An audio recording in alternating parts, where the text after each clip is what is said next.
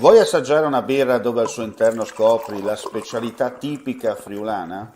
Lumi Beer, il prodotto ricavato in 20 ettari di terreno coltivato orzodistico, biodiversità, performance ambientale.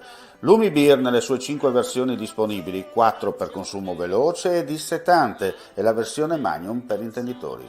Lumi Beer si abbina a qualsiasi palato. Lumi Beer è un prodotto esclusivo Azienda Agricola Pancera, il buon seme, i buoni frutti. Ben ritrovati gentili amici e amiche alla Visione all'Ascolto per quanto riguarda gli aggiornamenti di cronaca attraverso le nostre audio notizie. Dunque andiamo a vedere cosa è successo nelle ultime ore.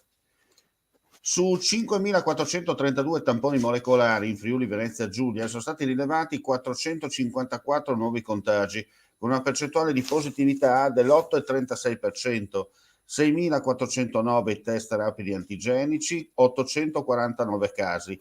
Le persone ricoverate in terapia intensiva scendono a 5, pazienti ospedalizzati in altri reparti 158. Nella giornata odierna si registrano 4 decessi.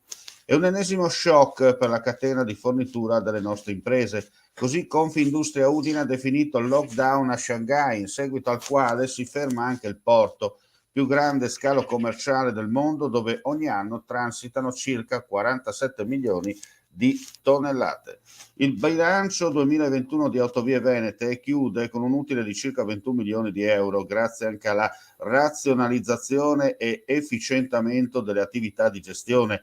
Su proposta del socio di maggioranza, Friuli, il 10% degli utili verrà distribuito agli azionisti entro il 31 dicembre 2025, visto il difficile momento internazionale, ha precisato la presidente della finanziaria FVG Federica Seganti.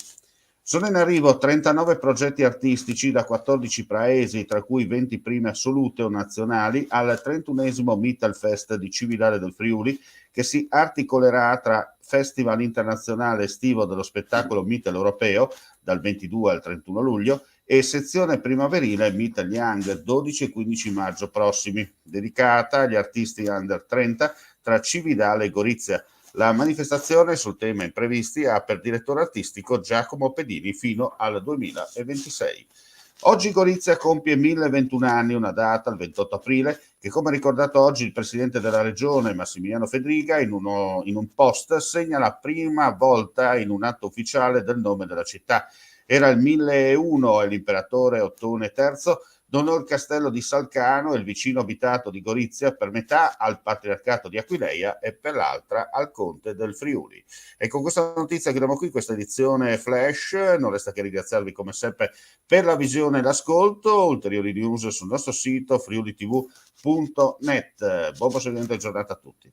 C'è chi ti promette la luna, chi ti promette le stelle, chi farà un nuovo universo se sarà il caso. Noi non ti promettiamo, facciamo. Media Triveneto, il nuovo network del Nord-Est. Chiama senza impegno allo 0434 31 63 25, orario ufficio, dal lunedì al venerdì. info@mediatriveneto.com.